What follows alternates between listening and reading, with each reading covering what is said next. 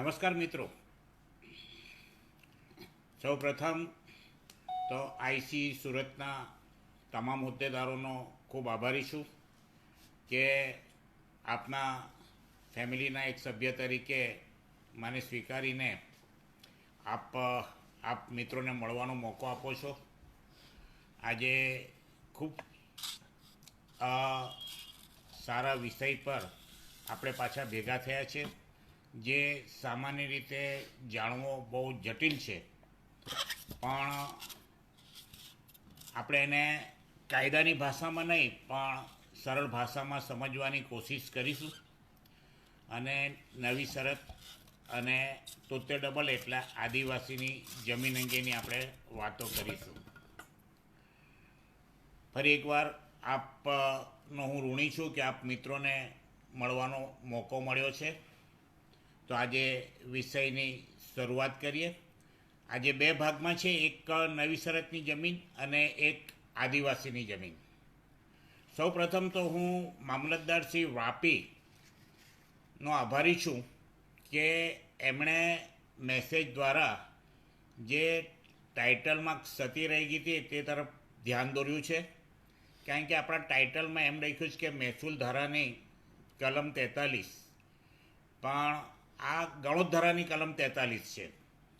તો મામલતદારશ્રી વાપીએ આટલો રસ લઈ આપણો પ્રોગ્રામ નિહાળવા માટેનું જે સમય ફાળવો છે તો એમના આભારી છે.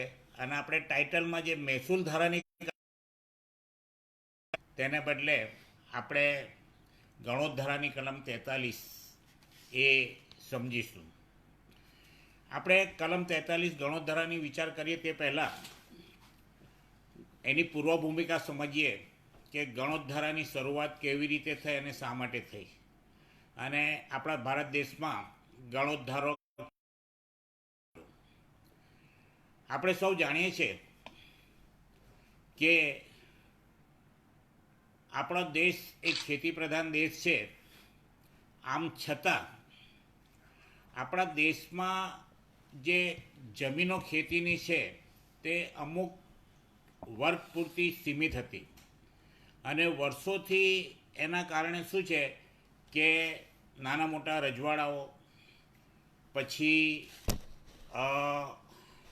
જાગીરદારો, નવાબો, સુબાઓ, ઠાકોરો, આ બધાની પાસે જમીનો પણ તેઓ જાતે ખેતી નહોતા કરતા, પણ ખેડૂતો પાસે ખેતી કરાવતા હતા. અને એમને શું આપવું તે એમની મરજીની વાત હતી. કોઈ વાર ભાગ્યમાં, કોઈક વાર એમને ઘર ચલાવવા માટેનું જે ઉગે તેમાંથી આપી દેતા હતા. એટલે આપણા દેશમાં આ એક સિસ્ટમ વર્ષોથી પરંપરા મુજબ ચાલી આવતી હતી. પણ અંગ્રેજોના સમયે આખી સિસ્ટમને એમ થયું કે આ જમીનના ખેતમજૂરો છે, ખેડૂતો છે, એનું શોષણ થાય છે, અથવા તો જમીન અંગેના કાયદાઓનો અભાવ છે. અને એટલે એમણે સૌથી પહેલાં 1879માં મહેસૂલ ધારો કરીને જમીન અંગેનો કાયદો એમણે ઇન્ટ્રોડ્યુસ કર્યો. પણ આ જમીનનો મહેસૂલનો કાયદામાં પણ શું થયું કે આજ દિન સુધી, એટલે 1879 સુધી જમીનના કોઈ કાયદા ન હોવાથી એનો વહીવટ પર પોતપોતાના વિસ્તારમાં પોતપોતાના કાયદા પ્રમાણે ચાલતું હતું. કોઈ યુનિફોર્માલિટી નહોતી. અને પહેલીવાર ભારત દેશમાં લેન્ડ રેવન્યુ કોડ અમલમાં આવ્યો.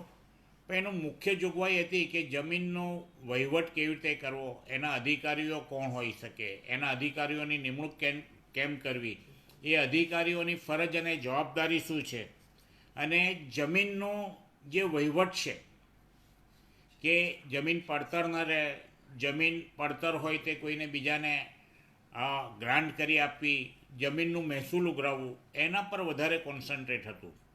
પરંતુ ગણોતિયા અને જમીન માલિક વચ્ચેના વ્યવહાર અંગે એ એકદમ મૌન હતું. અને આના કારણે જમીન માલિક અને ગણોતિયા વચ્ચેના વ્યવહારોનો આ કાયદામાં અમલ ન હોવાથી એ બાબતમાં એ લોકોનું જે ન્યાય મળવો જોઈતો તે મળ્યો નહીં.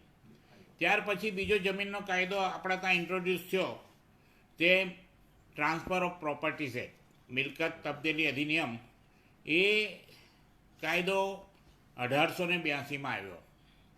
હવે જે 1882માં આવ્યો તેમાં જે જમીનોની વાત થઈ તે બધી બિનખેતી અને ખેતીની જમીન પણ આવી જાય, પણ એ જમીનની લે વેચ કેમ કરવી, એનું વેચાણ કેમ કરવું, જમીનની વ્યાખ્યા શું, સાટાકટનો અમલ ક્યારે થાય, કોણ લઈ શકે, કોણ વેચી શકે, બક્ષિસ ક્યારે થાય, ગીરો ક્યારે થાય, ગીરોમાં કેવી રીતે છોડાવી શકાય, ગીરોદારના હક કેટલા, ગીરો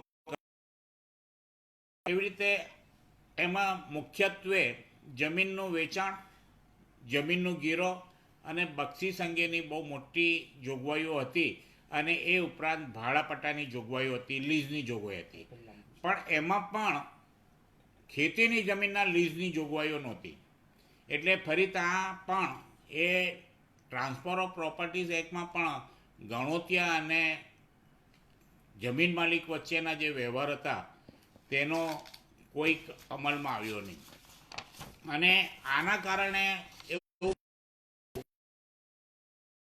જમીન માલિક જાતે ખેડતા ન હોવાથી અને ખેત મજૂરોને ખેડૂતો પાસે ખેડાવતા હોવાથી તો એમાં જે એ લોકોને રસ લેવો જોઈતો હતો, ખેતીના વિકાસમાં, જમીનના વિકાસમાં એ લોકો રસ લઈ નહોતા શકતા. એનું કારણ એ કે જે ખેતી કરતા હતા એમને પોતાની અસલામતી અને અસુરક્ષા હતી કે આ વર્ષે હું ખેતી કરું છું, આવતા વર્ષે જમીન માલિક મને એ જમીન ખેડવા માટે આપશે કે નહીં આપશે, મને કાઢી મૂકશે. એટલે એની જે અસલામતી, અસુરક્ષા હતી એના કારણે એને એક વર્ષનો પાક લેવા સિવાય જમીન સાથેનું એટેચમેન્ટ હોવું જોઈએ, જમીન સાથેનો જે લગાવ હોવો જોઈએ તે જમીન સાથેનો લગાવ નહોતો, પરંતુ પોતાની રોજગારીના એક સાધન તરીકે જે ઉપયોગ કરતો હતો. એના કારણે એને એક વર્ષના પાક સિવાય વધારે જમીનનો વિકાસ કરવાનો, ડેવલપ કરવાનો, એને સુધારવાનો એને રસ રહેતો નહોતો. અને એના કારણે જે ખેતીનું ઉત્પાદન થવું જોઈએ, જે ખેત પેદાશનું ઉત્પાદન થવું જોઈએ અને ખેતીની જમીનમાંનો જે મેક્સિમમ આપણે યુટિલાઇઝ અથવા તો એનો પ્રોડક્ટિવિટી મળવી જોઈએ તે મળતી નહોતી. અને આ જ્યારે ધ્યાનમાં આવ્યું એટલે સૌ પ્રથમવાર 1939માં ગણોદ્ધારો ભારતમાં અમલમાં આવ્યો. અને એ પ્રાથમિક કક્ષાએ હતો. એટલે એમાં ગણોદ્ધારામાં ગણોતિયાને કેટલું ગણોત આપવું, ક્યારે આપવું, કેમ આપવું, અને એ બધી જોગવાઈઓ કરી.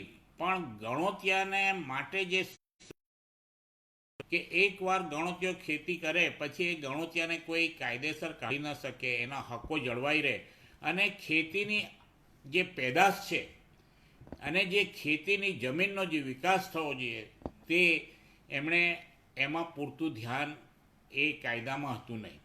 એમાં ફક્ત ગણોત કેટલું હોવું જોઈએ, વ્યાજબી ગણોત કેટલું હોવું જોઈએ, ગણોત ન આપે તો શું થાય, માલિકને ગણોત કેવી રીતે વસૂલત કરવી, તે બધી એક ભાડા કબજાના જે કાયદા હોય તે પ્રમાણેની આખી ગોઠવણ હતી. પરંતુ ત્યારબાદ 1948માં ગણોદ્ધારો ઇન્ટ્રોડ્યુસ થયો આપણા ભારત દેશમાં. અને એ ગણોદ્ધારો જે આજે પણ અમલમાં છે તેમાં દરેક વસ્તુનો ઝીણવટપૂર્વક સમાવેશ થયો. એનું કારણ એ છે કે આઝાદી પછી આપણા દેશમાં બધા જ નેતાઓને ખબર હતી કે ખેડૂતોનું હિત જો આપણે જાળવીશું તો આપણા દેશમાં આપણે ખેતીની જે આવક છે, મેઇન આપણો જે વિકાસ છે, ડેવલપમેન્ટ છે, એના પર આધારિત છે તો એ થઈ શકે. તો 1948માં જ્યારે ગણોદ્ધાર આવ્યો તો એની સલામતીની જોગવાઈઓ કરવામાં આવી કે ગણોતને ઓછામાં ઓછા આટલા વર્ષ રાખવાનું, કાયદા સિવાય કાઢી ન શકે, ગણોતની સુરક્ષાના પૂરા ખ્યાલ રાખીને કરવામાં આવ્યું. અને આ રીતે ભારત દેશમાં 1948થી ગણોદ્ધાર આવ્યો. પણ સૌથી ક્રાંતિકારી જે ફેરફાર થયો, અને આપ સૌ જાણો છો કે વિનોબા ભાવેની જે એક આગવી વિચારસરણી હતી કે ખેડે તેની જમીન, ખેડૂતોને પોતાની મહેનત માત્ર ખેતીમાં મજૂરી નહીં પણ માલિક તરીકે થવી જોઈએ. એટલે 1956માં ખેડે તેની જમીન એ કાયદો એમેન્ડમેન્ટ થયું. અને એ એમેન્ડમેન્ટથી આજની તારીખમાં એ જ કાયદો અમલમાં છે 1956થી, અને એમાં પછી દર વર્ષે પરિપત્રો અને એમેન્ડમેન્ટ થતા રહ્યા, પણ મૂળભૂત બેઝિક 1948ના કાયદામાં 1956ના એમેન્ડમેન્ટથી આપણા દેશમાં ગણોત ધારાની અને ગણોત કાયદાની વ્યવસ્થા કરવામાં આવી. અને એની અંદર ગણોતિયો કોણ હોઈ શકે, ગણોતિયાના રાઇટ્સ કેટલા, જમીન માલિકના રાઇટ્સ કેટલા, અને 1956માં જે લોકો 1/4/57ના ગણોત હતા તેને ડીમ પરજેસર બનાવ્યા, એટલે બધાને માલિક બનાવી દીધા. કાયદાની એક જ કલમથી જેટલા ગણોત હતા તેને બધાને ડીમ પરજેસર બનાવી દીધા કે એ બધા માલિક, અને જે મૂળ માલિક હતા તેમનો હક ફક્ત જમીનની કિંમત જે સરકાર ઠરાવે તે લેવાની. એ ખૂબ નજીવી કિંમત હતી કે આખા ખેતરની કિંમત 25 રૂપિયા, 50 રૂપિયા, 200 રૂપિયા એટલી જ થતી હતી. પણ 1/4/1956થી આ ગણોતધારાની જે શરૂઆત થઈ અને જેટલા ગણોતિયા હતા તે બધાને માલિક બનાવ્યા, અને એ માલિક તરીકે જે જમીન એમને પ્રાપ્ત થઈ તે બધી જગ્યા સરકારના નિયંત્રણ હેઠળ રહી, અને એ જગ્યાઓને નવી શરત કહેવામાં આવી. એટલે નવી શરત શબ્દ એ રીતે ઇન્ટ્રોડ્યુસ થયો કે ગણોતિયાને જે જમીન માલિક પાસેથી સરકારની મદદથી અને કાયદાના સપોર્ટથી, કાયદાના સહકારથી અને કાયદાના કારણે એમને જે જગ્યા મળી, પણ એ માલિક તરીકે એમની જગ્યા મળી, પણ એનું નિયંત્રણ એ સરકારના હાથમાં રહ્યું. અને એ નિયંત્રણ એવું હતું કે જે જગ્યા આપી તેણે ફક્ત ખેતી કરવાની, એ પોતે સરકારની પૂર્વ પરવાનગી વગર વેચાણ ન કરી શકે, ગીરો ન મૂકી શકે, બક્ષિસ ન કરી શકે, કે કોઈ પણ પ્રકારે તબદીલ ન કરી શકે. એટલે એ સરકારના નિયંત્રણ હેઠળની નવી ફાળવેલી જગ્યા હતી, નવા કાયદાથી ફાળવેલી જગ્યા હતી, એટલે નવી શરતની જગ્યા કહેવાય. અને એ દરેક 7/12માં જ્યારે આવી ગણોતિયાને મળેલી જગ્યા હોય તો એના પર એક નોંધ લખવામાં આવી કે બિન તબદીલ અવિભાજ્ય જગ્યા, જેને આપણે નવી શરત કરીએ છીએ. પણ એમાં 2 મહત્ત્વની જોગવાઈ હતી કે બિન તબદીલ અવિભાજ્ય, એટલે એ તબદીલ થઈ શકે નહીં. સરકારશ્રી, કલેક્ટરશ્રીની પરવાનગી વગર એમાં એની તબદીલી થઈ શકે નહીં. પૂર્વ અને અવિભાજ્ય એટલે કે એના ભાગલા ન પડી શકાય. નવી શરતની જગ્યા કાયદાના સપોર્ટથી સરકારે ગણોતિયાને જમીન માલિક પાસે અપાવી, તે રીતે નવી શરતની જગ્યાઓ ઊભી થઈ.